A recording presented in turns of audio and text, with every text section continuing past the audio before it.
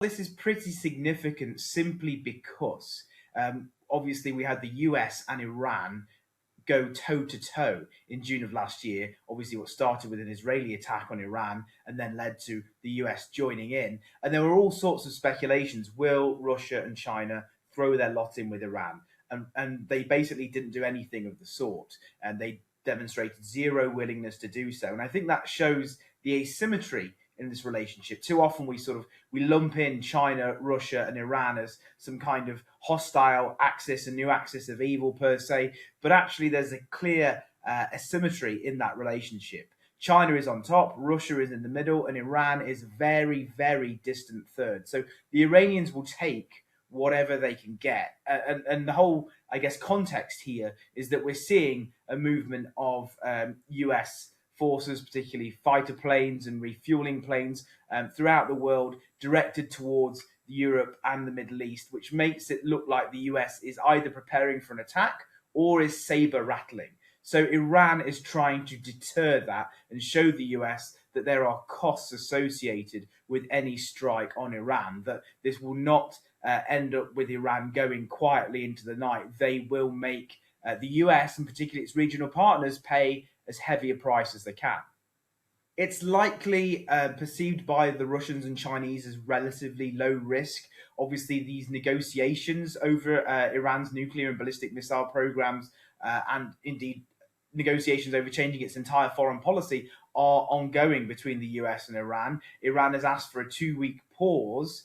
So there's probably a feeling in Russia, in China, that they can throw their lot in here with Iran as a way to deter the US from striking, but at the same time, they don't necessarily have to do anything if we get to the point where the US does actually act. So this is about deterrence. It's about stopping the US from attacking Iran and making sure it stays on the route of negotiations. We know from leaks that the Trump White House is debating what to do next.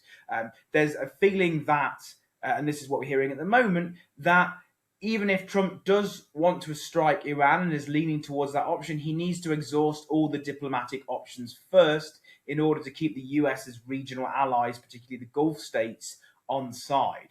So Russia and China are trying to nudge the US to continue in that direction, to disincentivize a strike and to make the US prioritize negotiations. Trump is a numbers guy, and everyone knows that if the Iranians do close the Straits of Hormuz, then global oil production will be severely affected. Around 20 to 30% of the world's oil travels through that strait. So that will affect American taxpayers. It will affect British and European taxpayers too. So it's unlikely that this sort of dynamic would be able to be long term, simply because there'd be so much pressure for either regime change or to come to a deal with Iran. So that's what the Iranians are reckoning here. There's all sorts of ways for them to deter the US. This is the route they're taking to deter an American strike. They're saying, if the Americans attack us or the Americans let Israel attack us, we will hit back far harder than we did previously. All bets are off. And not only will we will we use our rebuilt ballistic missile program to strike Israel and the US allies in the Gulf, we will also close the Straits of Hormuz. So they're trying to show the Americans and American regional partners that the price of attacking Iran simply isn't worth it. It's not worth it in terms of their strategic interest, but it's also not worth it in terms of voters and publics and the reaction and backlash that would result. I would argue that Trump has already probably made his decision either way. What we're hearing at the moment is that he will let the negotiations play out and see what the Iranians have to say. However, we are at this 2-week pause now. And this is a critical 2-week period. Will we get to the second stage of those negotiations? There are very few people who can give you a definitive answer, probably just President Trump and the Iranian leadership themselves. But what Iran is banking on is that the US's regional allies Ironically, the states that fear or dislike Iran the most are the ones who will talk Trump down. We're hearing a lot from the Gulf states, for example, Saudi Arabia, the UAE, Qatar, amongst others. All of these are very, very important players in Washington these days, and all of whom have a very, very difficult relationship with Iran, saying, look, we do not want a regime change in Iran right now. We like Iran where it is. Yes, they're not out, but they are down. They're focused inwards. They're not the strategic threat that we used to be. We want to perpetuate that paradigm for as long as possible. Striking Iran is high risk. Striking Iran means instability, means regime collapse, means civil war in Iran, which could well affect those Gulf states just as much as any Iranian strike, in terms of there being an escalation in terms of regional violence or closure of the Persian Gulf. So this is what Iran is banking on. Not that it can deter the US with its military force, but it can lean on, through Russia and China, as well as its own military might, it can lean on the US's regional allies and get them to be the decisive voice in Washington lobbying against a strike. Khamenei is a man who often leans into bellicose rhetoric vis-a-vis the US. It's part of Iran's entire strategy, not just its military strategy, but also its soft power, positioning itself as the head of the axis of resistance, the one true state who can be counted on to resist what they would call US imperialism or attempts at US hegemony in the region. So this is all part and parcel of the usual rhetoric. But once you scratch the surface, there is a degree of flexibility and pragmatism in Iranian foreign and security policy. In the past, when they have felt like they are really threatened, the survivors threatened, they have been willing to negotiate, to do a deal with the Americans and the Europeans. So the question is whether they will make that same calculation now.